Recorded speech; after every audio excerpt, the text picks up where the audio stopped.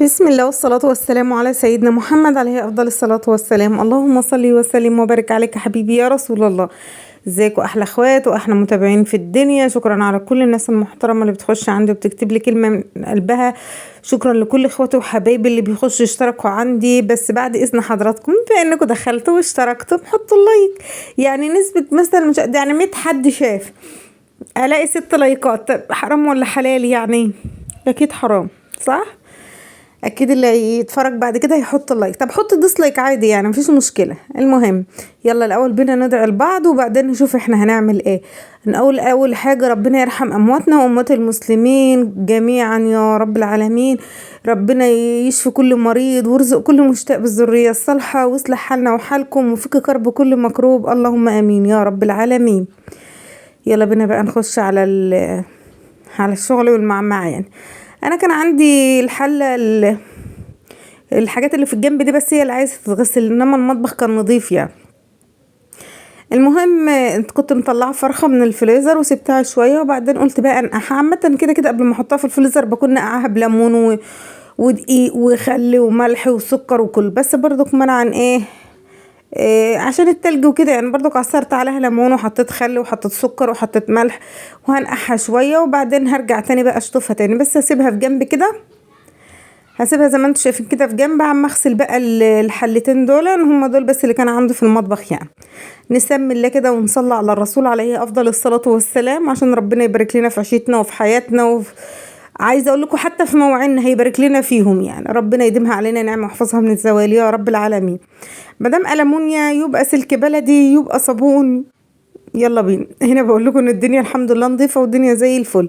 ده كان من يوم الحمام، يعني ده كان تاني يوم الحمام تقريبا.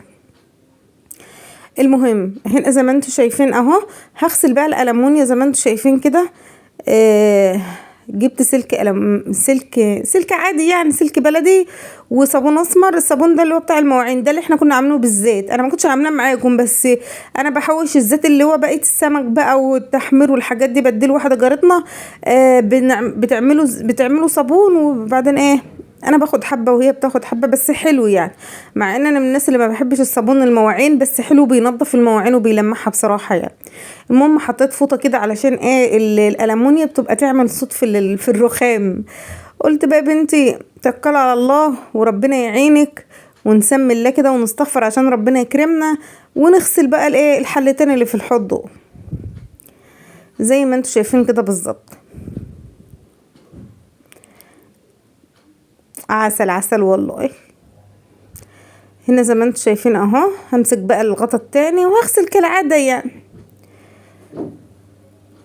عايزه اقول لكم يا جماعه والله العظيم انا مش عارفه، يعني هل هو فيروس في الجو؟ هل هو فيروس جاي على الناس؟ كل الناس بتشتكي. يعني عايزه اقول لكم ان كل الناس بتشتكي من الاحباط، من الملل. مش ان انتي مثلا مش لاقي شغلانه، لا ده من كتر الشغل بصراحه. تحسي ان الناس كلها عندها اكتئاب كده، مش عارفه يعني ايه الغيامة الاكتئاب اللي حل على العالم كله ده. اللهم عافينا، ولو كان ابتلاء ربنا يعافينا منه، ولو كان خير ربنا يكتبه لنا خير. اللهم امين يا رب العالمين. محدش عارف الخير فين او ربنا مخبلنا ايه او ايه هو القدر يعني. يلا ربنا يسترها وعدها على خير. المهم زي ما انتم شايفين دي السبانخ اللي كنت شاريها معاكم في المشتريات. هنا بقى طلعتها هنقعها بس شويه كده عما اكون غسلت الفرخه يعني.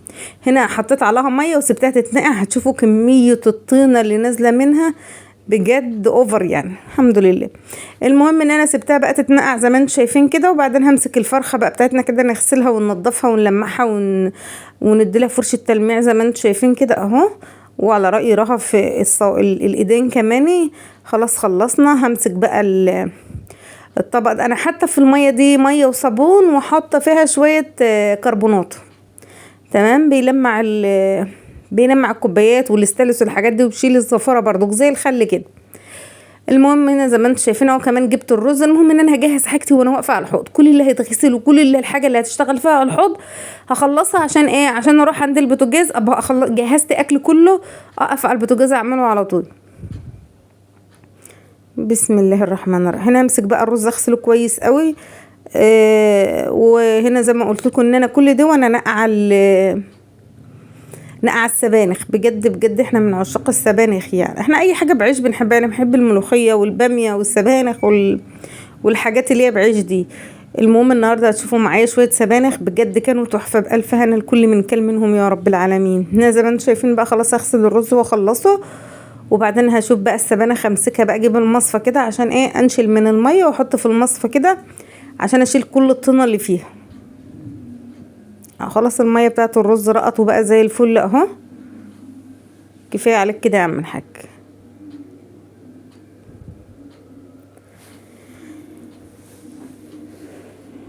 اللهم لك الحمد دائما وابدا.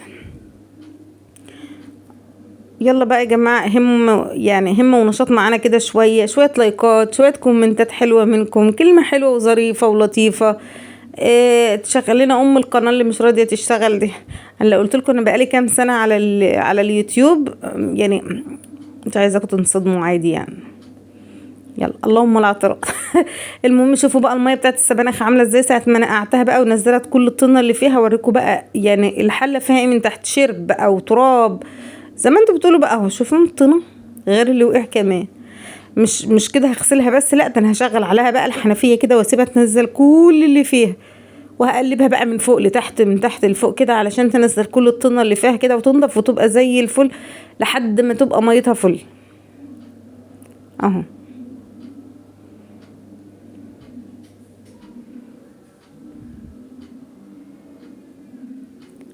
زي ما انتوا شايفين كده بقى همسكها كده اخلص انضفها واخليها زي الفل، وبعدين هركنها بقى في جنب واجهز حاجتي بقى ونروح عند البوتاجاز عشان نشوف ايه هنعمل ايه. عايزه اقول لكم ان البيت من غير ست والله ولا يسوى اي حاجه. ربنا يخلي ولادنا ورجالتنا والدنيا كلها، اللهم امين يا رب العالمين. بس بجد الست دي حملت اسيه بجد يعني. ومش كل الستات عشان ما اكذبش يعني، في ستات مكبره دماغها من الدنيا كلها ومن البيوت ومن كل حاجه وعايشه ما اقولكوش. فربنا يعيننا واجرنا يعني، يدينا على قد نيتنا وعلى قد تعبنا، اللهم امين يا رب العالمين. هنا زي ما انتم شايفين بقى خلاص خلصنا وجينا على البوتاجاز. هنا حطيت الحله تنشف اللي هعمل فيها الفرخه. قشرت كمان 3 بصلات، هاخد بصلايه للسبانخ والبصلتين دول، وكمان عملت شفشق طماطم يعني ضربت شفشق طماطم. المهم ان انا جهزت كل الحاجه اللي هشتغل بقى على البوتاجاز. تمام كده خلصنا الحوض. رجعنا بقى للرخام هو عند البوتاجاز عشان احنا هنشتغل على البوتاجاز. تمام. هنا زي ما انتم شايفين كنت مقطعه طماطميه 4/4، خدت ربعين وسبت ربعين. هتعملي بهم ايه يا نور؟ اكيد هتشوفوا معايا يعني وانتوا رايحين في حته. انا معاكم بقى. لو انتوا الصبح اتفرجوا عليا كده وانتوا واقفين بقى بتشتغلوا، او لو انت بتكسلي الصبح كده وانت قاعده كده وفتحت الفيديو، اعملي كوبايه شاي، كوبايه قهوه، كوبايه النسكافيه بتاعي، اي حاجه يعني، وشوفيني وبعدين قومي اشتغلي. تمام. ده وانت بالليل برضو تحت البطانيه بتاعتك كده او عيالك مزهقينك برضو اقعدي اتفرجي عليا. المهم ان انت الاول والاخر تتفرجي عليا. تمام. هنا زي ما انتم شايفين عملت ايه، ده خرطت البصلتين كده تخريط عشوائي يعني، وكمان قلت لكم نص الطماطميه، وزي ما انتم شايفين كده دعكتهم بشويه فلفل اسمر. عايزه اقول لكم ان هي بتخلي الشوربه، انا ما كنتش بطبخها كده الاول بصراحه، بس احنا بنتعلم من بعض وبنجرب وبنشوف. بجد بتديكي نتيجه فراخ. اولا البصل بيسكر عامه الطبيخ، ما بالكم بقى الطيور والحاجات دي. قلب الفراخ كده بتبقى ريحتها حلوه، الشوربه بتاعتها بتبقى جميله ورايقه وزي الفل بصراحه يعني. المهم بعد ما دعكت الفرخه كده، والله بقى لو سبتها مثلا كمان ساعه ولا حاجه يعني في البصلايه والحاجه بتاعتها دي. المهم ان انا حطيت حته زبده، حطيت ورق لوري وفص مستكه. هعمل ايه بقى، الحله كانت سخنه يعني، فالمهم هحط الفرخه على الناحيه دي تاخد صدمه وعلى الناحيه التانية تاخد صدمه، وخلاص على كده ايه هزودها بقى الميه بتاعتها عادي يعني، ما فيش اي مشكله. هي خلاص كده لان الحله سخنه، وانتوا عارفين الاستانلس اساسا بيسخن بسرعه. خلاويص. هنا زي ما انتم شايفين بشطف الطبق بس من مكان البصل كده. خلاص بقى هحط لها الميه، الشوربه بتاعتها بقى تغلي زي ما هي عايزه، وفي الاخر بقى هحط لها ايه اللوري والحاجات دي، وحطيت كمان الرجلين، ودول نص الطماطميه حطيتها معاها. هركنها بقى على العين اللي ورا كده واسيبها ايه مع نفسها عشان نشوف هعمل ايه على عندي. هطبخ بقى الرز، بما اني غسلت الرز هعمل الرز عشان الرز هيغلي، فهنقله على عين الصغيره ويبقى هو بقى عايش اللحظه مع نفسه بقى. هنا بس بجيب ايه تقريبا كده، بجيب مكعبين سمنه اهو اللي هي الزبده الصفراء اللي هي فرن دي، واحطهم مع شويه زيت وهقوم بقى ايه حاطه رز كالعاده، يعني هنشوح الرز بتاعنا ونحط عليه الملح، وبعدين بعد ما نشوحه شويه هحط عليه القعد بتاعه ويغلي ونحطه على العين الصغيره وخلاص على كده. بسم الله ما شاء الله، اهو زي ما انتم شايفين كده. والله كان معانا بابا محضره كلام كتير كتير قوي اقول ان انا هقوله في الفيديو، ساعه ما بشغل الفيديو خلاص كل الكلام بيروح من دماغي، مش عارفه ليه. ببقى مركزه ان الفيديو بيجري قدامي وانا عماله يعني ايه عايزه الحق الفيديو، يعني لان والله بسرع الفيديو على اقصى حاجه علشان ايه، يعني عشان انتوا ما تزهقوش من الفيديو كده. عارفه ان الناس كتير ما تحبش تخش قنوات الطبخ والحاجات دي، بس هو ده حياتنا هو ده اللي احنا نقدر نعمله يا جماعه، ما اقدرش اعمل اكتر من كده والله، والحمد لله يعني، وربنا يعيننا ويقوينا. المهم عما الرز يغلي بقى كده انا عملت ايه، هخرط البصلايه دي وجبت كام، يعني قولوا مثلا 2 3 4 5 6 7 8 9 فصوص توم عدتهم دلوقتي. المهم ايا كان يعني حبة توم كده حلوين علشان السبانخ بقى. يلا بقينا بقى نخش نشوف هنعمل شوية السبانخ اللزاز الجمال اللي كانت ريحتهم وطعمهم يعني ايه. لا مش هشكر في نفسي والله ولا في شوية سبانخ بقى بألف هنا الكل من كل منهم. جبنا الهراسة بتاعتنا المعسلة المسكرة ديا، وهنهرس بقى التوم كده. هي ساعات بتعصلك معاه من فص التوم مش مشكلة، بس احنا بنتعامل مع بعض يعني كأسرة وخلاص خدنا على بعضينا وخلاص يعني الحمد لله. هنا زي ما انتم شايفين اهو هخلص خلاص التوم.